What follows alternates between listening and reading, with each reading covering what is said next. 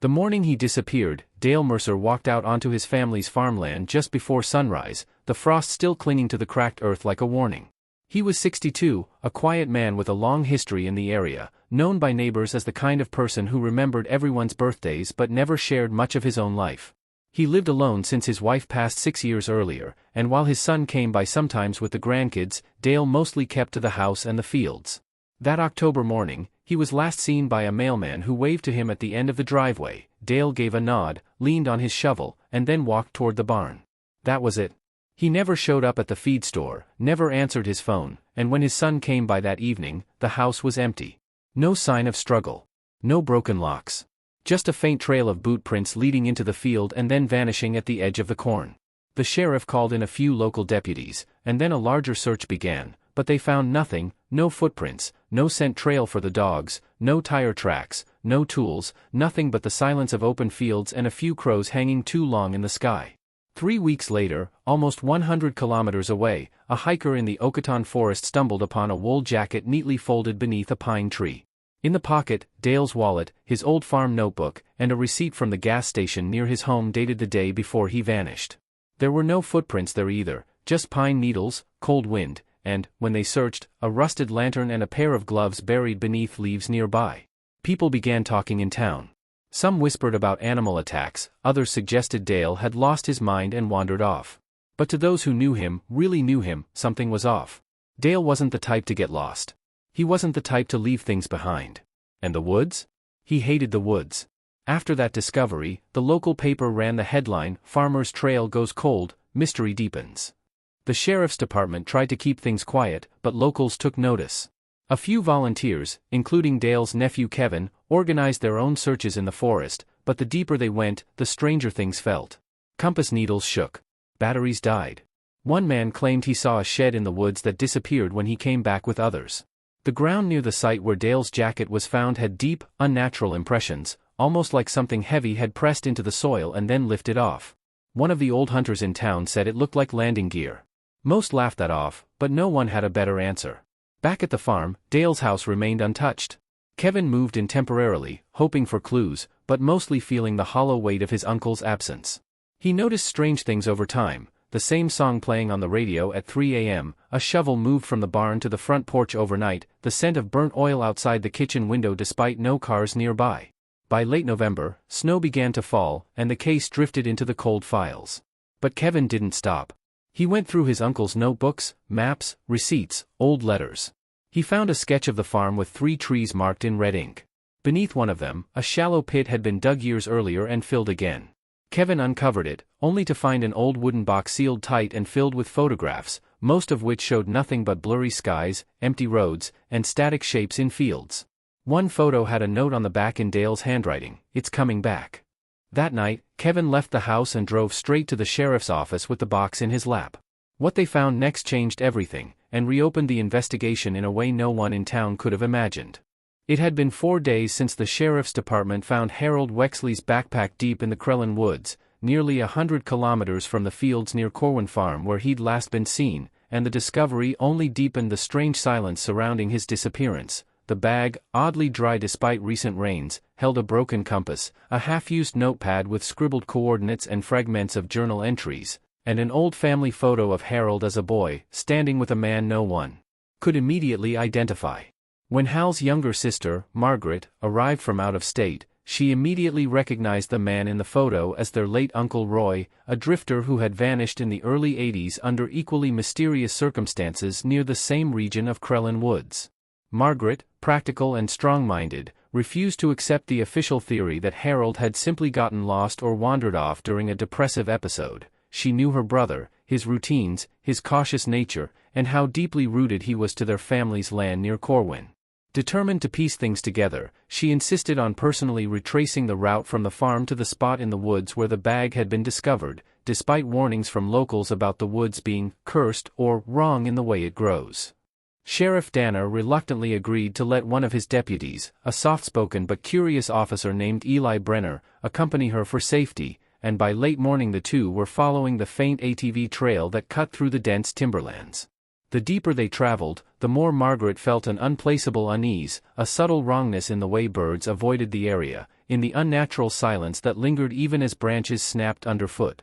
At one point, Eli paused beside an oddly shaped tree whose trunk was hollowed out, blackened as if charred, but no sign of fire had touched the surrounding area. Inside it, etched into the wood, were dozens of tiny initials and dates, the most recent one being HW July 4, 23, the exact date Harold went missing. Margaret snapped a photo, heart racing, and they pressed onward. About a kilometer beyond that, they reached the spot where the backpack was found, marked by a small orange flag, and that's when Eli noticed a narrow game trail veering downhill that hadn't been on the department's map. Deciding to explore it, they followed it for nearly 20 minutes until it led to a small clearing where a rusted-out car, half buried in dirt and moss, sat eerily tilted to one side. Inside was a shattered window, claw marks on the passenger door, and in the glove compartment, they found an old driver's license, Roy Wexley. It was the first physical trace of their uncle in over 40 years, and now his connection to Harold's vanishing couldn't be ignored. As the wind picked up and daylight began to fade, Margaret stared at the car, then at the darkening trail ahead, and said flatly, "This isn't just about Harold anymore." That night, she returned to the Corwin farmhouse with Eli and spread Harold's journal pages across the kitchen table. She began comparing the coordinates he had written to old survey maps, noticing they formed a strange triangle that enclosed a section of the forest that had no known trails or landmarks, just a dense patch of growth even satellite images struggled to penetrate. Over the next few days, she researched local history, old property deeds, missing persons cases, and found patterns. People had been vanishing in that forest for nearly a century, sometimes leaving behind strange writings, other times just nothing. And then she found something else, a journal belonging to their great-grandfather tucked in a wooden chest in the attic, where he detailed a hunting trip gone wrong in 1910 near the same woods, including a cryptic passage, "The land opens its mouth to some, and they do not return. But it knows bloodlines." Margaret now understood this went back generations. The forest, or something within it, was watching them. And somehow, Harold had gotten too close. 3 days after discovering their great-uncle Roy's rusted car deep in Crellin Woods and finding Harold's initials carved into that strange hollow tree, Margaret Wexley sat in silence at the Corwin farmhouse, staring at the overlapping maps, coordinates, and yellowed journal entries that now blanketed the dining room table like a chaotic tapestry of unsolved generations. The triangle formed by Harold's final notes, the one satellite imagery failed to reveal in any useful detail, haunted her every thought. It covered an area of forest that locals referred to in hushed tones as the Fold, an unofficial name that appeared only in oral recollections or vague rumors passed down in old men's tales at gas stations and diner counters. Deputy Eli Brenner, now fully invested, had begun compiling the various missing persons cases from the region over the last 100 years, and when layered over Margaret's triangle, something chilling appeared. Almost all of them vanished within or on the boundary of the Fold. Some were hunters, others hikers, a few were children or farmers. And like Harold, they often left strange signs behind, cryptic journals, mutilated compasses, or etched symbols in bark or stone. Then came the most disturbing discovery: a man named Clarence Lott had gone missing in 1972, and his abandoned tent had contained a crude hand-drawn map that almost perfectly matched Harold's. That night, Margaret had a dream: Harold standing at the edge of the woods, wearing a soaked jacket, holding Roy's old journal, whispering a word she could barely make out, "beneath." She woke in a cold sweat and ran upstairs to reread the great-grandfather's journal. Buried in one entry from 1910 was the line, "The door is not a door. It sinks into the root and watches above." She circled it and called Eli. The next morning, they drove to the southern edge of the triangle, the most isolated entry point into the Fold, bringing only the bare essentials: flashlights, compass, camera, rope, printed maps, and a voice recorder. For nearly 3 hours they traversed terrain that seemed to shift, paths that vanished, trees that seemed oddly mirrored, a quiet so deep it pressed against their skin. Eventually, they reached a ridge overlooking a wide circular depression in the forest floor, where all growth seemed twisted, where trees leaned inward unnaturally. At the center, barely visible beneath moss and roots, was a hatch, metal, military style, with rusted handles and a barely legible emblem that looked like a government seal but with symbols Margaret didn't recognize. "Who buries a hatch out here?" Eli asked, and Margaret said, "Someone trying to keep something out. Or in." They pried it open after 20 minutes of struggling, and the air that poured out was cold and dry, like the inside of a sealed tomb.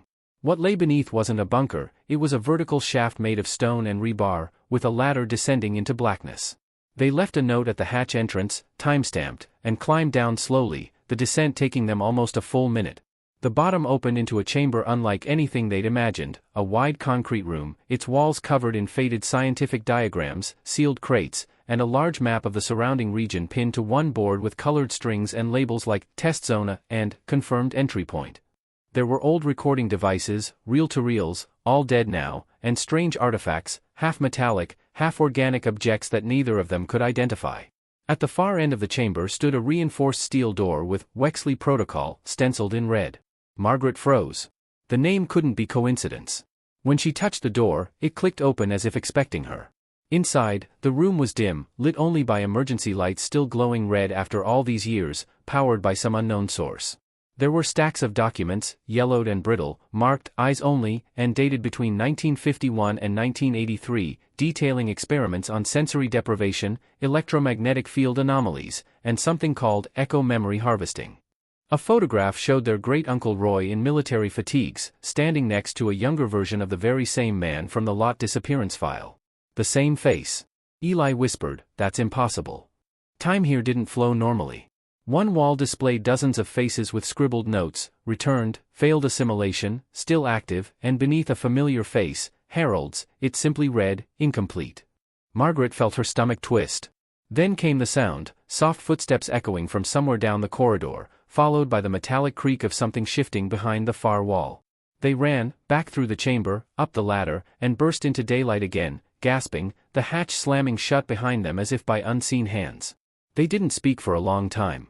Margaret stared into the woods and said, "It's not just a forest. It's a system."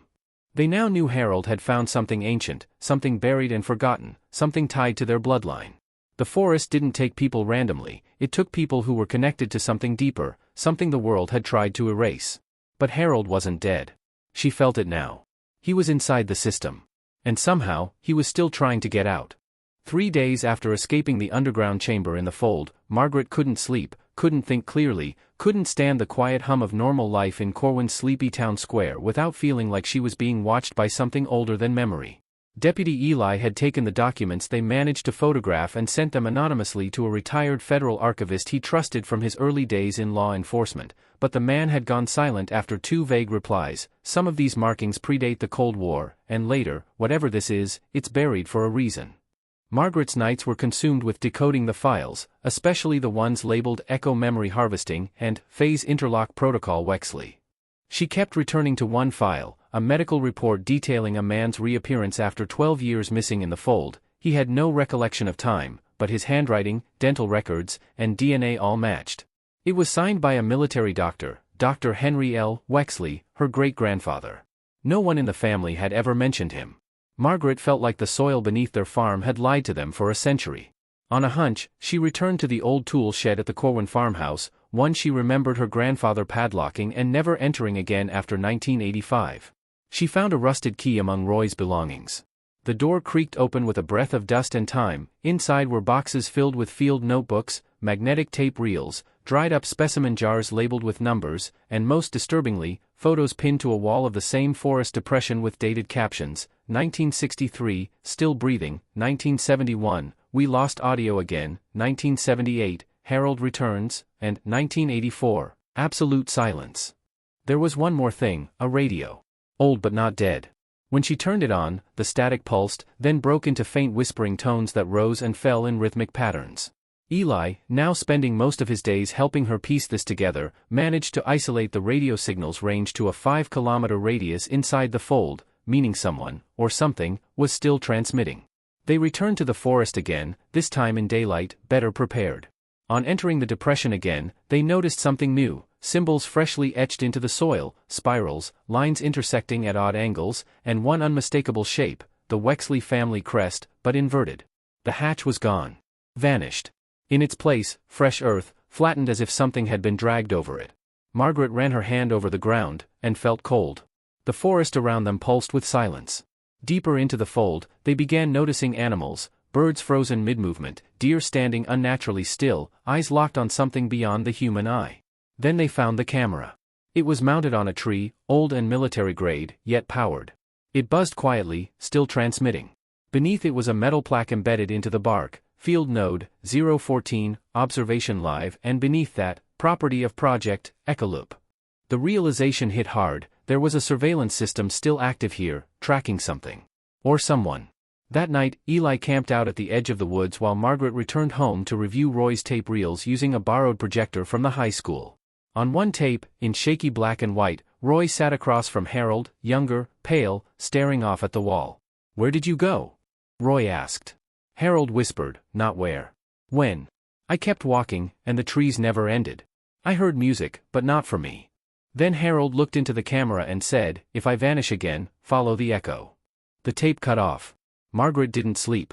She packed her grandfather's old compass, the reel, and a flashlight, and returned to the woods before dawn.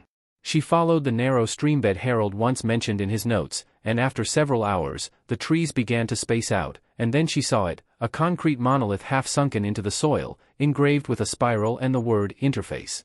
A metal door opened at her touch. The chamber inside was humming softly, and at its center sat a spherical structure like a pod, partially cracked. Inside the pod was a figure. Breathing. Skin covered in moss and circuitry, a face she knew, Harold. Much older. But alive. She staggered back, and a light flickered above. A voice played from unseen speakers, Subject Alpha incomplete. Phase 4 pending reintegration. The door slammed behind her. Locked in, the pod opened slowly, Harold's eyes flickering open. "Margaret," he said, "you have to finish it. Or they'll never stop." And then the walls began to shift. The walls didn't so much move as reconfigure, plates sliding over one another with a sound like teeth grinding through metal, accompanied by deep, low-frequency pulses that vibrated through Margaret's spine. The sphere where Harold lay cracked open further, and the scent of damp moss, ozone, and faint antiseptic filled the air. She couldn't look away from his face, withered, fused with thin black filaments trailing down his neck and into his chest. He looked at her not as a long-lost uncle but as a man older than memory, blinking as if emerging from decades of fractured dreams. "They told me you'd come," he rasped. "The fold doesn't forget bloodlines." Margaret tried to approach, but the floor shuddered beneath her feet, and one of the walls transformed into a projection surface, showing fragmented clips from Harold's memory, footage of the forest under strange lights, of soldiers in unmarked uniforms dragging equipment into the depression, of something moving between trees at unnatural speed, recorded in bursts too fast to fully register. "Project Ecoloop never ended," Harold said. "They went quiet, but they didn't stop. I was the first. There were others. Not all came back." His eyes twitched as the wall now displayed schematics of a machine labeled Field Convergence Array, something buried under the fold soil decades ago, built to harvest event-state residue from within what the military termed temporal distortions localized to biome anomaly sectors. Margaret's mind raced. This wasn't a place people just disappeared into. It was a machine that used time. Harold reached out, but his hand spasmed and locked in midair, mechanical tendrils pulling him back. "If you leave now, they'll bury it again," he choked. "If you stay, you finish it." Before she could respond, the lights went red and a klaxon blared through the chamber. Above, hidden panels split open and a vertical lift descended rapidly. It carried two figures in full tactical gear, their faces masked by opaque visors, weapons drawn. "Target recovered," one of them said through a filtered voice. "Control wants containment, not extraction." Margaret ran. She ducked past the crumbling side of the chamber, through a narrow opening the shifting wall had left exposed, dragging Harold's field notes with her. She climbed through low tunnels lit by pulsating blue veins embedded in stone, and emerged at the forest's edge near the old boundary marker, her legs scraped and hands trembling. She didn't stop until she reached Eli's patrol truck parked near the tree line, engine idling. She collapsed into the seat. "Jesus, where were you?" he shouted. "You've been gone 6 hours." Margaret could barely breathe. "They're still down there. Not just Harold. There are others. They're being kept." Eli drove them straight to his off-grid cabin, deeper in the hills where no cell signals reached and no prying ears could listen. He locked every door and pulled down every blind before she showed him the pages she'd managed to copy, fragments from something called Event Reflection Protocol and the ominous phrase, "Resonant individuals show repeat echo behavior. Memory is not local." Eli's face grew pale. "This isn't just about missing people. This is rewriting memory itself." That night, Margaret dreamt of the forest as it had once been, lush, filled with birdsong. Then everything went silent. In the dream, the trees twisted upward, curving unnaturally toward the sky, and she stood in the center of the depression with rows of figures watching from the tree line, identical versions of Harold, all aged differently, all blinking out one by one like dying stars. She woke with a start to find a strange ringing in her ears, steady, patterned, artificial. Eli heard it too. They tracked the signal to an old emergency radio buried under Roy's barn, powered by a long-dead car battery that had somehow reactivated. It broadcasted coordinates in Morse code. Eli confirmed it was a location deep inside the National Wildlife Refuge bordering the fold, a place long restricted for ecological recovery. They went there at dusk, armed with only a flare gun, the notes, and Margaret's determination. The coordinates led them to a bunker camouflaged beneath moss and leaves. The door was sealed, but as they approached, a mechanical voice echoed, "Identity confirmed. Bloodline access granted." The door slid open. Inside, flickering lights bathed rows of dormant pods, each containing a person in various stages of suspended animation, young, old, dressed in outdated clothing, and one unmistakably recent, a man Margaret recognized from a missing poster at the Corwin General Store. All alive. All dreaming. Eli stared in disbelief. "How long has this been going on?" A voice answered from the shadows, an old man in a faded lab coat, carrying a clipboard as if the Cold War had never ended. "Since 1958, he said softly. "You've seen echoes, but you don't understand the loop. We didn't trap them. The fold did." Margaret stepped forward. "Then what is the fold?" He smiled with regret. "A fracture. An accident. A door we never meant to open, and now, we can't close it without collapsing everything inside." As he spoke, the lights above dimmed and the pod lights pulsed faster. The air changed. The door behind them locked shut. And from somewhere deeper in the bunker, something began to wake. The hum deepened into a low, rhythmic thudding, as if the earth itself had begun to breathe. Margaret gripped Eli's arm as they backed away from the awakening pods, the light inside each one flickering in stuttered intervals, as if whatever power source had sustained this place was failing, or surging. The man in the lab coat, Dr. Kessler, as his ID tag revealed, moved slowly, almost reverently, toward a central console at the far end of the bunker, brushing dust from switches and gauges with fingers that trembled. "You triggered the beacon," he said without looking back. "That signal was never meant to leave this place. It called the system out of dormancy." "What system?" Eli asked, voice taut. "What the hell are these people?" Kessler stared at the flickering pods. "They're not just people. They're iterations. The fold doesn't erase, it copies. Every disappearance, it left a version behind, somewhere in this web of localized time fractures. These are the ones it returned. For study." Margaret's stomach turned. "Returned by who?" Kessler finally met her eyes. "That's the question that's kept me underground for 36 years." The air changed again, growing warm and ionized, like the air before lightning strikes.